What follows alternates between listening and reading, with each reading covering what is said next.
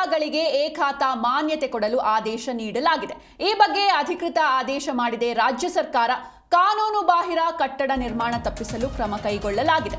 B ಖಾತಾಗಳಿಗೆ A ಖಾತಾ ಮಾನ್ಯತೆ ಕೊಡಲು ಆದೇಶ ನೀಡಲಾಗಿದೆ. ಈ ಬಗ್ಗೆ ಅಧಿಕೃತ ಆದೇಶ ಮಾಡಿದೆ ರಾಜ್ಯ ಸರ್ಕಾರ. ಕಾನೂನು ಬಾಹಿರ ಕಟ್ಟಡ ನಿರ್ಮಾಣ ತಪ್ಪಿಸಲು ಕ್ರಮ ಕೈಗೊಳ್ಳಲಾಗಿದೆ.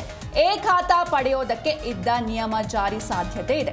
ಒಂದಷ್ಟು ಹೊಸ ಮಾನದಂಡಗಳನ್ನು ರೂಪಿಸುವಂತಹ ಸಾಧ್ಯತೆ ಕೂಡ ಇರುವಂಥದ್ದು.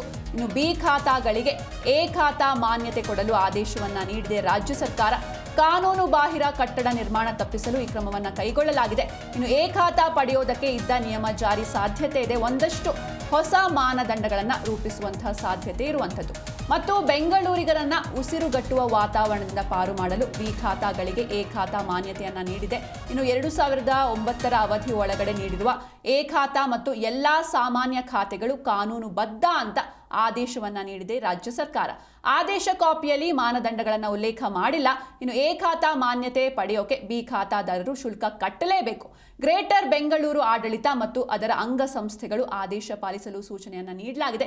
ಇನ್ನು ಮಾರ್ಗಸೂಚಿ ದರ 5% ಕಟ್ಟಲೇಬೇಕು.